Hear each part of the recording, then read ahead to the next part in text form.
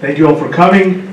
On behalf of Jilsa, I'd like to welcome everybody. First of all, I also would like to extend my thanks to the President, LT, for everything she did today. Thank you.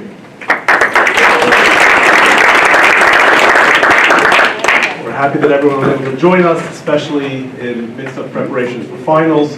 Please use this time of Hanukkah to enjoy, take a little break, and celebrate with us. Just a quick word before we go ahead and actually light the menorah. Tonight is the seventh night of Hanukkah. As you can see, we have 7 candles set up. So there's a famous question asked regarding the customs and the holiday of Hanukkah. The holiday of Hanukkah was that in the year 165 before the Common Era, the Seleucid Greeks, on their way to attack their enemies of the Greeks of the Ptolemaic Empire in Egypt, went through the land of Israel, went to the land of Judea, and on the way there they decided they didn't like the Jewish customs and religion and decided to sack the temple and make a mess of everything. Then the Jews, small army, rose up against this mighty Seleucid Greek army, and with the hand of God, this little ragtag bunch of people from the town of Modi'in went ahead and were able to push them out, conquer them, and retake the temple and rededicate the temple. And the one service that they wanted to do right away was to light the menorah. There was a menorah, seven-branch candelabra in the temple, but they were missing any pure oil. They kept searching high and low for any pure oil, and at the end they only found one little jar of oil, which could only last one night. And miracle, it lasted 8 nights, and that is why there are 8 nights of Hanukkah. But the Rabbi Yosef Karo in the 16th century, in 1500s, living in Tzfat, asked a very obvious question. If there was enough oil for 1 night, so the miracle only lasted for 7 nights.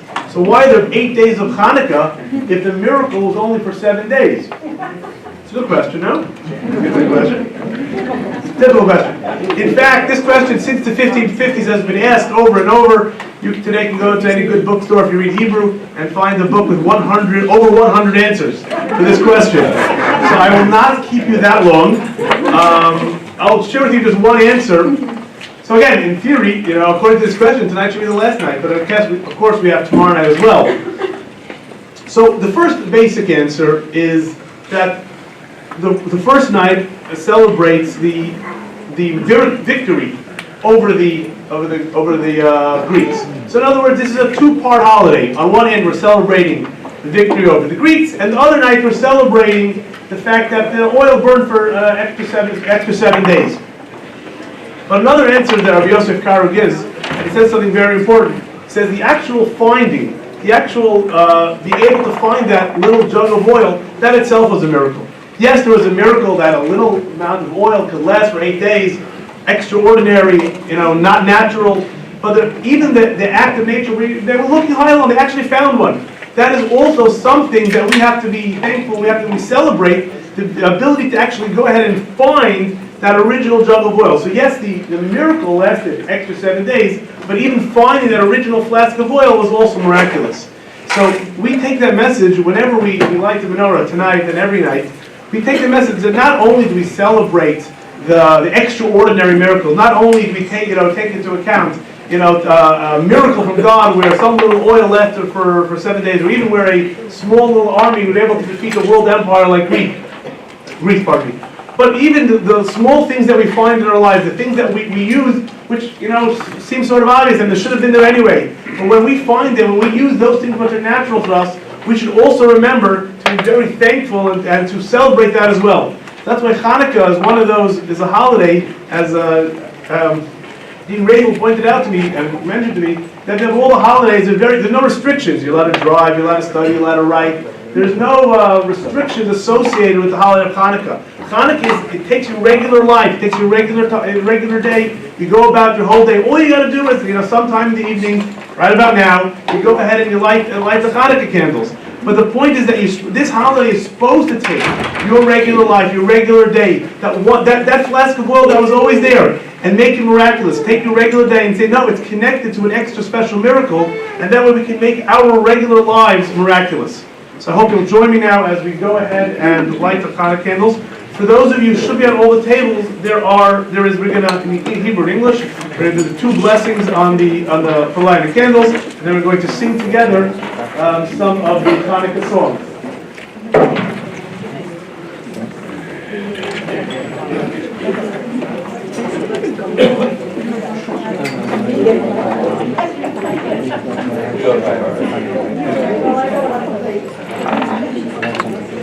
Everyone's welcome to join together with me. Baruch atah Adonai Eloheinu melech haolam asher kiddushanu b'mitzvotav v'tzivanu hadifnei shel Hanukkah. Baruch atah Adonai Eloheinu melech haolam she'asa nisim la'avoteinu v'yamim ha'ein ba'azman hazeh.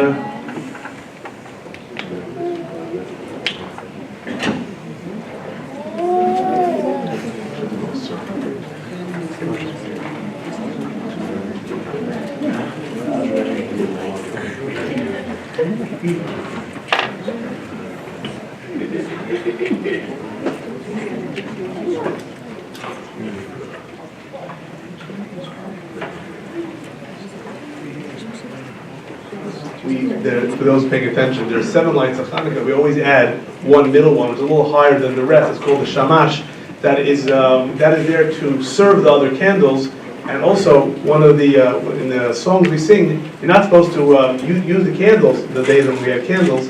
You're not supposed to use the candles for any benefit for reading or counting or anything like that. So we always added an extra candle, which was a little higher to differentiate, to distinguish it. But that was the one if you ever needed to read or do any activity, you use that one, not the other 7. And now we're going to hopefully sing together Ma'osur at the bottom of the sheet. Ma'osur Yeshuati Lechan Ma'el Lishabeya Tikon Beis Tefilasi V'sham Toda Nizabeya Yeis Tavim Mateya Mitzaram Nabeya Ozeg Mor V'shir Mizmor Hanukkah HaMizbeya Ozeg Mor V'shir Mizmor Hanukkah HaMizbeya. Thank you, everyone. I wanted to also thank Professor Subotnick for arranging the music, and I hope you all enjoy. I choose the following thoughts for you precisely because establishment rabbis are not in the business of chasing ironies as I am. Here's the point. The book of Maccabees, the story of Hanukkah, is not in the Hebrew Bible. It is not in the Hebrew Bible. It is distinct. It is distinctly, in that respect, a second-class citizen. By contrast, I should add, the King James Version of the Bible and many Protestant Bibles, other Protestant Bibles, and the Catholic Bible do include the book of Maccabees. So where's the irony, you ask? Notwithstanding the second-class status, Jews celebrate Hanukkah, while Gentiles, who give the story canonical stature, completely ignore it. Far be it from me to question, much less find fault with, Christian religious tradition. I will only raise a secular question. Is outsider status a goad to higher performance rather than a depressor of performance?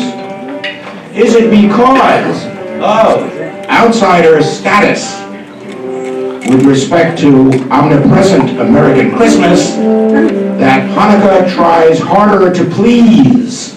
You judge, maestro.